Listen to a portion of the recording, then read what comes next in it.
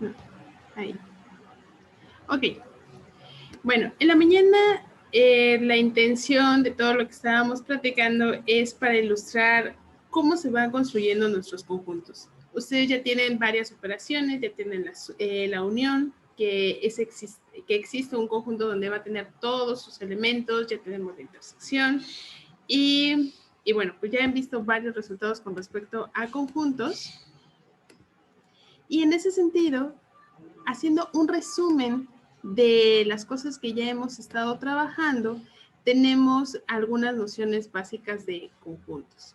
Entonces, aquí intuitivamente comenzamos hablando que un conjunto es una colección de objetos. Esa colección de objetos puede ser de lo que sea, pero siempre nos vamos a fijar en cuáles son las propiedades que van a tener sus elementos. Entonces, a partir de eso, trabajamos intuitivamente qué es un conjunto. Después, a través de la definición de conjuntos, vimos cuándo podemos decir que dos conjuntos son iguales o son distintos. Entonces decimos que son conjuntos iguales si solo si comparten los mismos elementos. Colocándolo en símbolos o de nuestra lógica formal, lo que vamos a obtener es que A va a ser igual a B si solo si para todo elemento que está en A, entonces está en B y viceversa. Se vale la ida y el regreso. Otro conjunto importante o más bien peculiar y que ha estado saliendo recurrentemente es el conjunto vacío. Eso quiere decir que dentro de lo que estamos trabajando pues existe alguien, un conjunto que no va a tener elementos y este conjunto va a ser único, no hay nadie más con estas características. ¿Cómo lo denotamos? Lo denotamos con este simbolito o a veces lo podemos denotar como justamente nuestras bolsitas vacías, ¿no? Cualquiera de estas dos notaciones son correctas y se utilizan para denotar nuestro conjunto vacío. Lógicamente, ¿cómo podemos describir nuestro conjunto vacío? Pues, dado nuestro enunciado, pues tenemos el cuantificador, existe alguien que te está denotado con este símbolo, tal que para todo elemento que exista, no pertenece a nuestro conjunto. Entonces es un conjunto que no tiene elementos. Otra manera que podamos describir nuestro conjunto vacío es el que está escrito del lado derecho.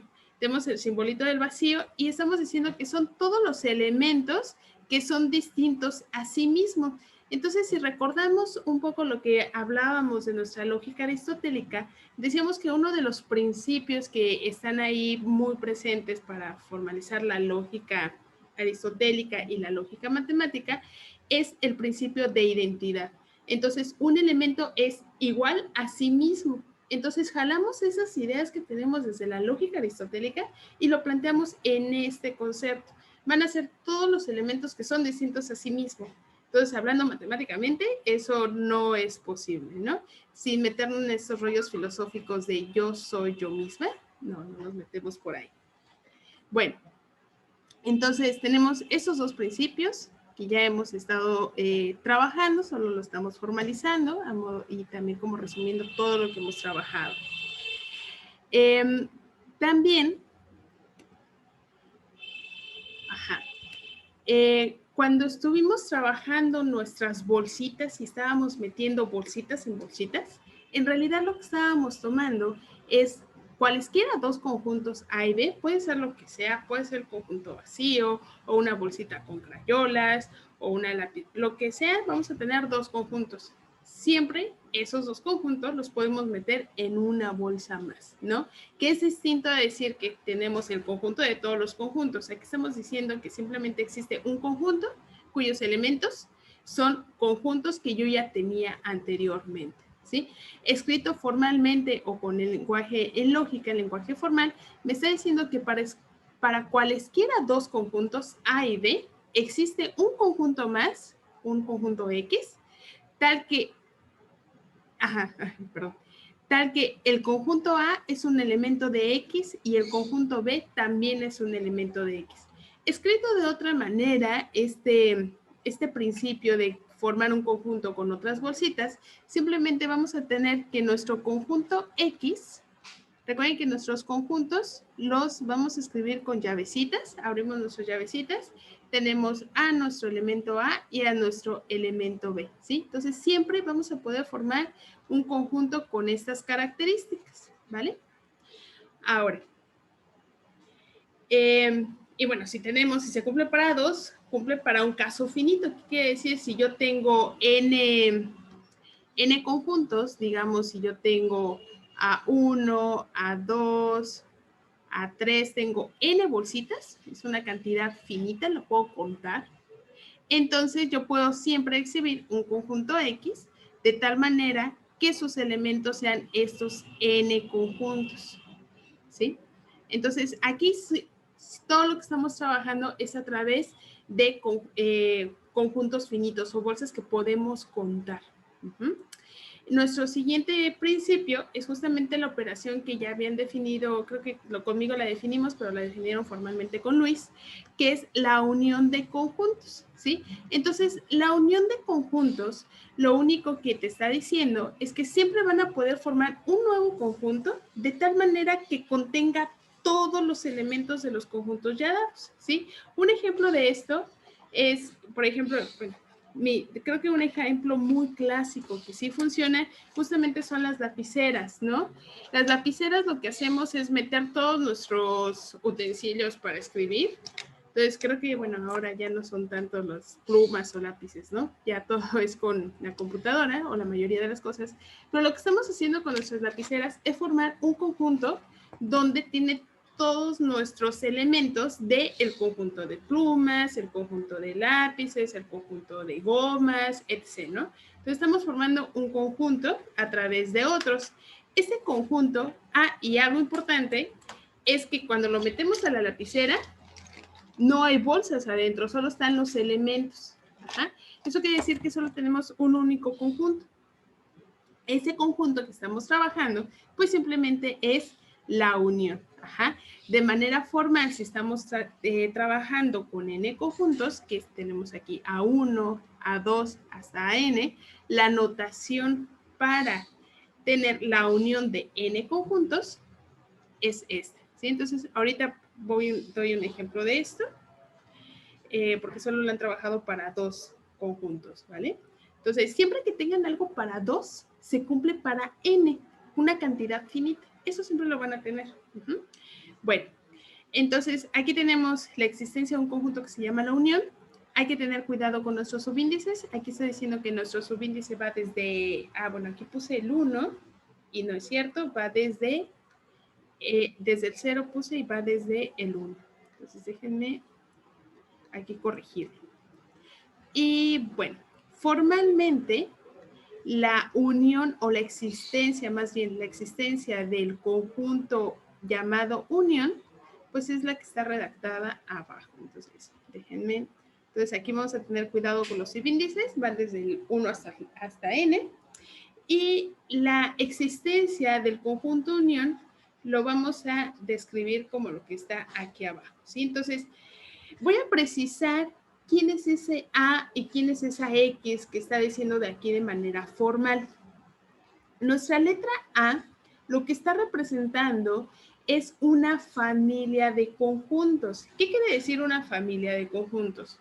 Una familia de conjuntos simplemente va a ser un conjunto cuyos elementos sean conjuntos. Entonces vean que el principio 4 está ligado al principio 3. Ajá.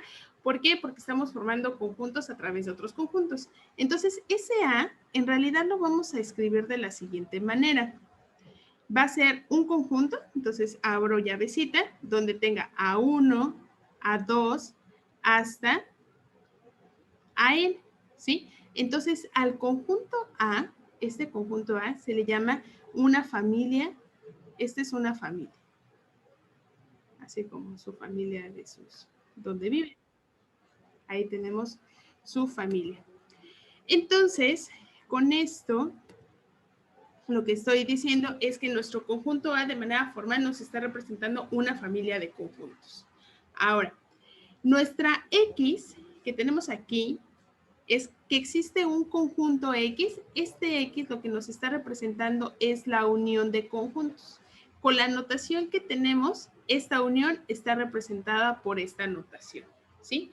Ahora, lo que está entre paréntesis nos está diciendo, para todo A, tal que A pertenece a X, es decir, cualquier elemento que esté en su conjunto llamado unión, existe un elemento en A, entonces este D, siguiendo nuestra notación de nuestra familia de conjuntos, en realidad son nuestros A's. Ahora, no coloqué esta notación y coloco el AB para evitar colocar en el lenguaje formal lo que va a ser nuestros subíndices. Ajá. Pero ya haciendo la precisión de qué es lo que nos está representando nuestro conjunto A, pues ese conjunto D en realidad es alguno de estos A's, puede ser A1, A2, A3, A4 o hasta AN. Cualquiera de esos conjuntos nos está representando B.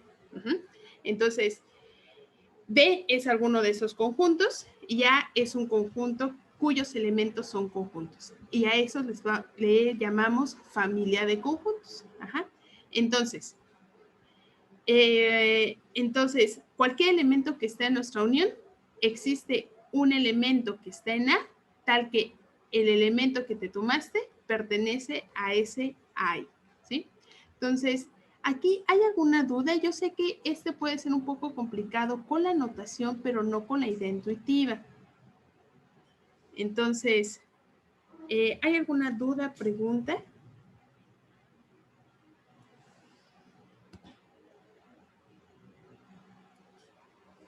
Y también si se está entendiendo lo que quiere decir una familia de conjuntos. Todo bien. ¿Todo bien? ¿Seguros? Parece. Bueno, vamos a ver ejemplos de todas maneras de eso. Y bueno, con eso llegamos a nuestro quinto principio, que es con lo que iniciamos en la clase de la mañana, que dice que para cualquier conjunto A, entonces vamos a tomar un conjunto arbitrario, va a existir alguien más que lo estamos representando con esa pegarigoleada IA, ¿sí? Esa pegarigoleada, dado nuestra charla de la mañana, nos está representando el conjunto potencia, ¿sí? Entonces, ese alguien más va a ser el conjunto potencia y este va a ser un conjunto cuyos elementos van a ser todos los subconjuntos de A, ¿sí? Entonces,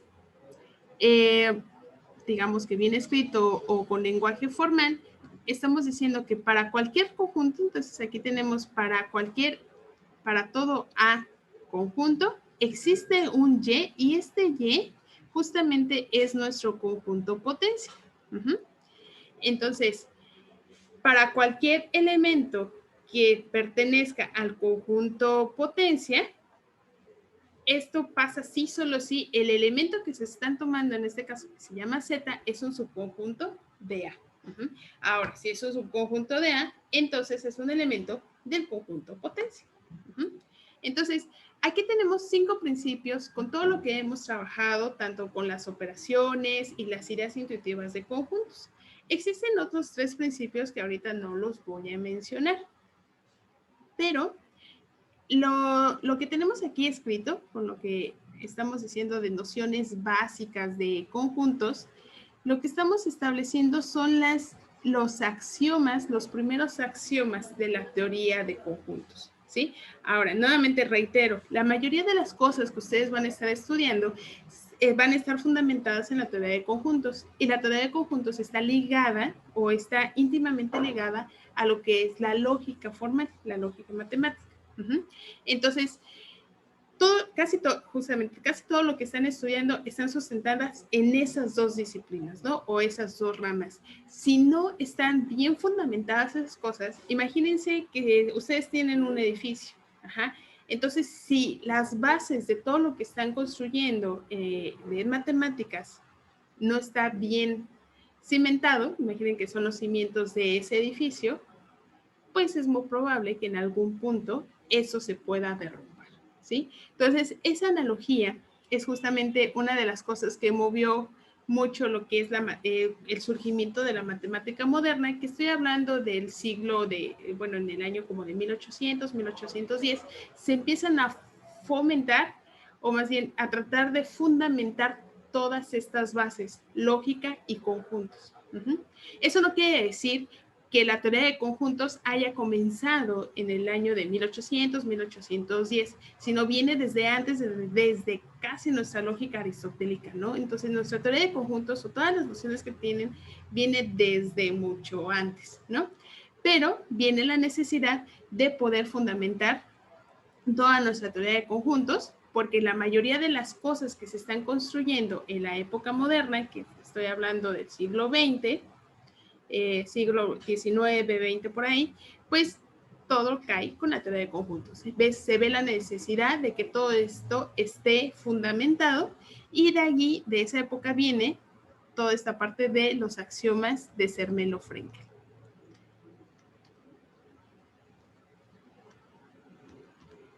Entonces aquí vamos a tener los axiomas.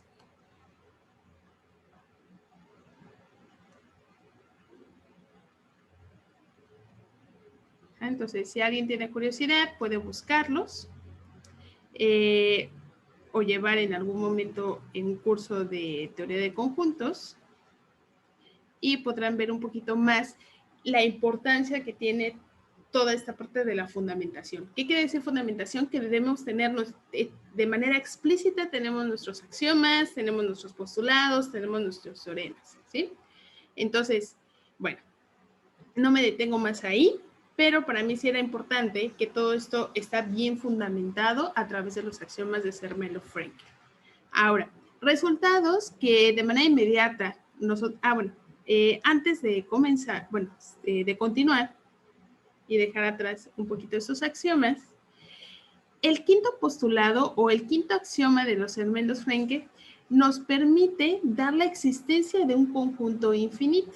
Entonces recuerden que cuando estábamos viendo en la mañana este modelito, les decía que cada uno de nuestros renglones nos están representando conjuntos finitos y hay un momento que hay un salto y tenemos un conjunto infinito. Ese salto de cambio de número de elementos de algo que sí podemos contar y algo que no podemos contar, bien, está dado por el quinto axioma. Hasta si no tuviese, de hecho, cuando estos personajes estaban trabajando en la fundamentación de la teoría de conjuntos, ellos se dieron cuenta que necesitaban un axioma donde les pudiese ayudar a construir conjuntos infinitos. Les estoy hablando que estamos trabajando del año de 1800, entre el 1800, 1900. Lo que quiere decir es que ya había mucha teoría atrás de los naturales, de los racionales, de los enteros, de los reales, ¿no? Entonces, a través de todo el estudio que había, se sabía claramente que existían conjuntos donde su cardinalidad o el número de elementos es infinito. Lo que quiere decir es que este axioma era necesario para que la teoría de conjuntos estuviese bien fundamentada. Bueno, dicho lo anterior, resultados inmediatos que tenemos de los axiomas de Peano, los axiomas de Zermelo-Fraenkel, perdón, es justamente este resultado que relaciona la definición de un subconjunto con cualquier otro conjunto, ¿no? Entonces, vamos a demostrar este pequeño teoremita. Es muy sencillo, pero vale la pena mucho demostrarlos porque trae mucha de la esencia de lo que es la lógica de la teoría de conjuntos. Entonces, recuerdo aquí la definición de subconjunto. Entonces, un subconjunto A es un subconjunto de B. Sí, solo sí, recuerden que esto de aquí estamos teniendo la definición. Si para cualquier elemento de A, entonces es un elemento de B. Entonces, nuestro primer resultado nos está diciendo que el conjunto vacío es un subconjunto de A para cualquier A conjunto. Entonces, recuerdo que por ahí en el chat alguien preguntaba si esto era cierto. Sí, esto es cierto y vamos a demostrarlo. Entonces, para demostrar una contención, lo que vamos a hacer es fijarnos en la parte derecha de nuestro enunciado o nuestra definición. Entonces, lo primero que tenemos que hacer es tomar un elemento del vacío. Entonces, vamos a escribir demostración. Para 1, lo que vamos a hacer es escribir la palabra famosa que es sea. ¿sí? Sea lo que nos está diciendo es que vamos a agarrar un objeto arbitrario del conjunto del objeto de estudio, ¿sí? Entonces vamos a tomar un elemento X en nuestro conjunto vacío. Ajá. Pero ¿qué sabemos del conjunto vacío? Bueno, el conjunto vacío es el conjunto que no tiene elementos. Entonces, sea X un elemento del vacío, pero X no es un elemento del vacío. ¿Y cuál es la justificación? Por el segundo axioma de los axiomas de Zermelo-Fraenkel. Entonces le voy a poner ax.2. Bueno, lo trabajé con números romanos. Entonces, ajá. ¿Por qué?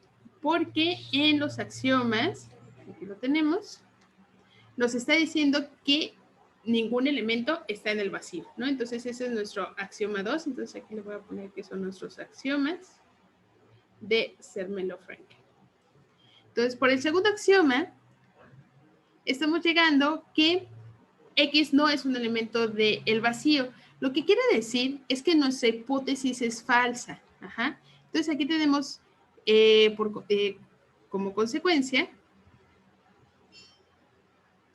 como consecuencia, nuestra hipótesis es falsa.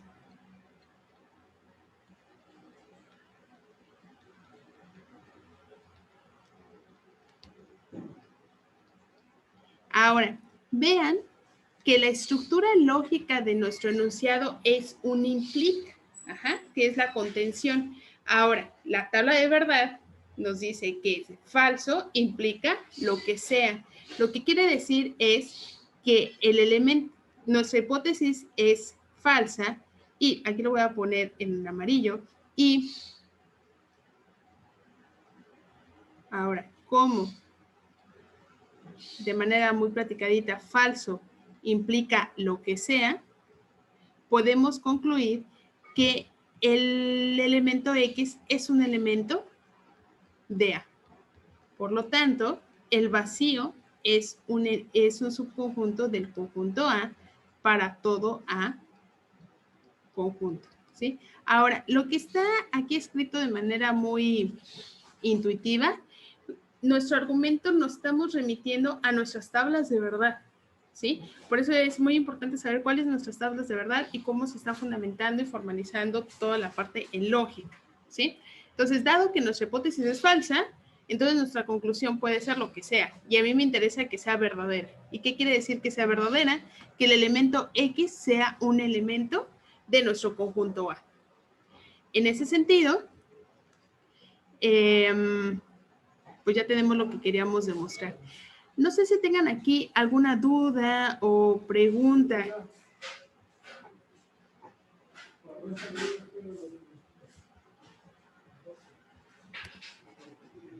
No, todo bien. ¿No? Bien.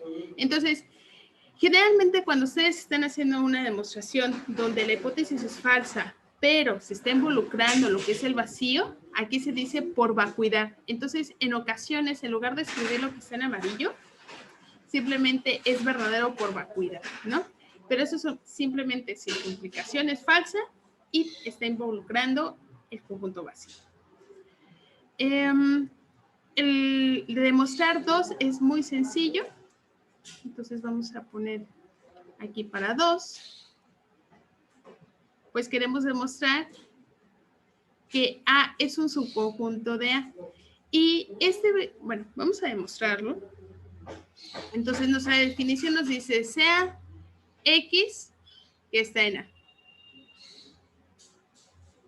Como X es un elemento de A, entonces X es un elemento de A, de sí mismo.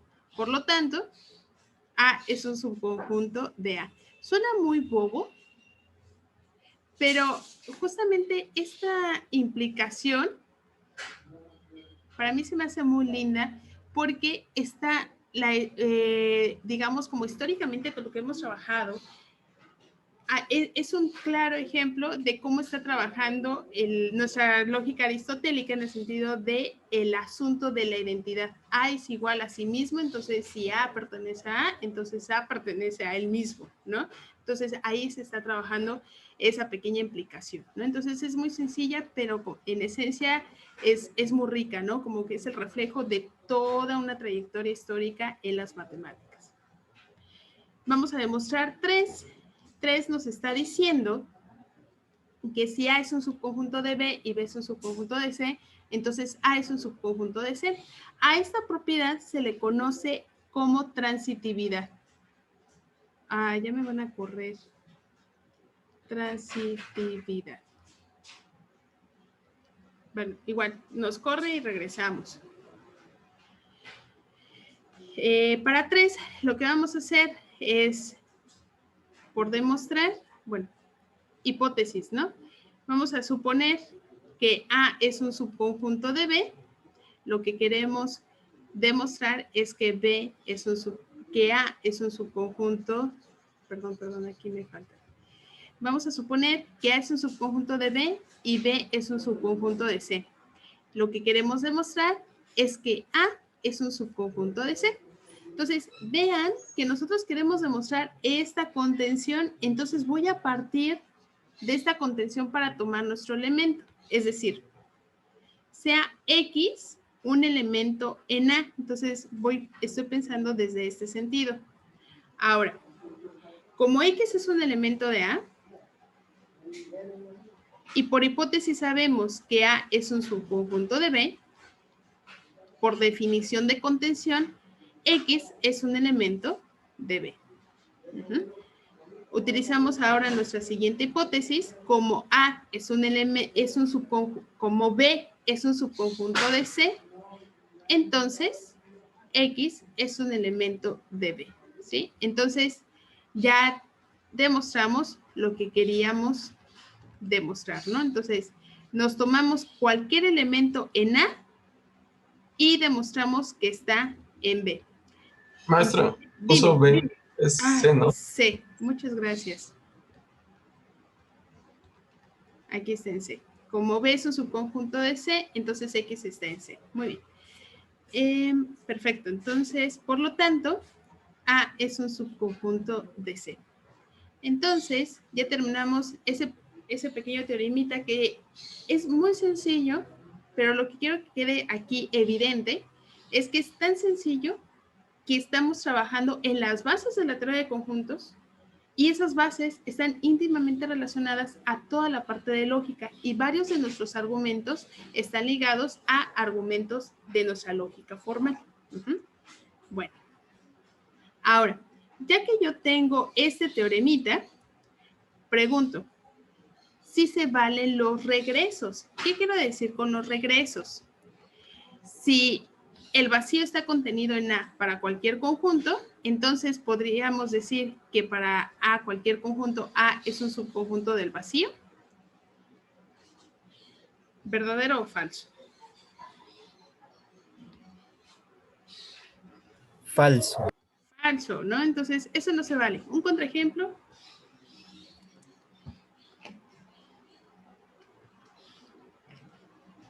Un contraejemplo es dar un ejemplo muy particular donde no se cumple esta propiedad.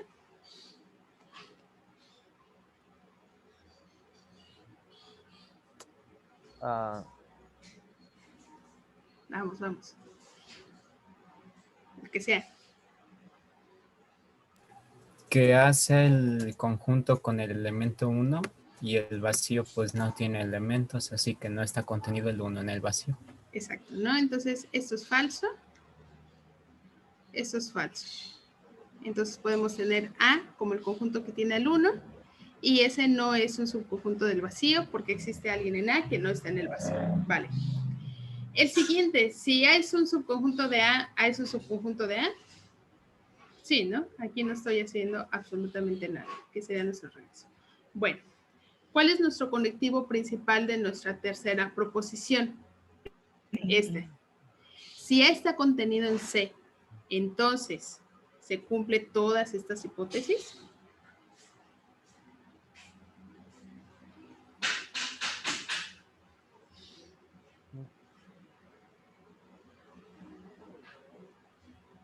¿Qué dicen? Es decir, Sí. ¿el regreso se vale? Esa es verdadera, ¿no? Entonces, ¿el regreso se vale? Si A está contenido en C, entonces A está contenido en B. No, porque no sabemos nada de D. Exactamente. Entonces, vamos a cerrar con esta implicación que no necesariamente es cierta, ¿no? Entonces, me voy a pasar a otra hoja. Es aquí. Esperen, es que tengo varias cosas anotadas. Aquí. Entonces, la pregunta es, si A es un subconjunto de C, entonces A está contenido en B y B está contenido en C. La pregunta es que no sabemos mucho. Con dibujito podemos hacer lo siguiente. Nosotros sabemos que C contiene A. ¿Sí? Entonces aquí vamos a dibujar nuestro conjunto C. Aquí tenemos a C. Y adentro tenemos a nuestro conjunto A. Entonces digamos que este es nuestro conjunto A. Entonces aquí tenemos a A, aquí tenemos a C, pero B puede ser lo que sea. Entonces puede ser... bueno, déjenme cambiar de plumón. Puede ser algo de este estilo. Ajá. Entonces puede ser que sí esté adentro. Ajá. O puede ser alguien de este sentido, ¿no? Entonces B podría ser alguna de estas opciones. Aquí tengo B. Ajá. O puede ser que no tenga ninguna relación con el conjunto C. Entonces, el regreso no necesariamente es cierto. Ajá. Entonces, eso es en forma de dibujo. ¿Cómo podemos exhibir un contraejemplo? Bueno, vamos a dar y que nuestra hipótesis sea verdadera, ¿no? Entonces, vamos a poner sea A, el que me habían dicho anteriormente, el unitario del 1, C, que sea el 1 y el 2, y B, que sea el conjunto que tiene al 0. Entonces, claramente, A es un subconjunto de C, pero A no es un subconjunto de B, ni B es un subconjunto de C. Entonces, yo les puse un contraejemplo súper radical. Ajá, no se cumple ninguna de las dos, de nuestras dos consecuentes o consecuencias que nos gustaría que fuese cierta. ¿Ok? Entonces, vamos a cerrar hasta aquí estos 40 minutos. Vamos a regresar. Y nuestra reflexión con respecto a este teorema es que lo estamos deduciendo, más bien lo estamos demostrando con los primeros axiomas de Zermelo-Fraenkel, los cuales están ligados directamente a nuestra fundamentación de las matemáticas, que tiene que ver con nuestra lógica, ¿no? Todo lo que sabemos de nuestra lógica, nuestras tablas de verdad. Entonces, es un teorema sencillo, pero en esencia nos está diciendo mucho. Bueno, entonces, nos salimos y regresamos en este mismo enlace, porfa. ¿Alguna duda, pregunta? No. No, está. Vale.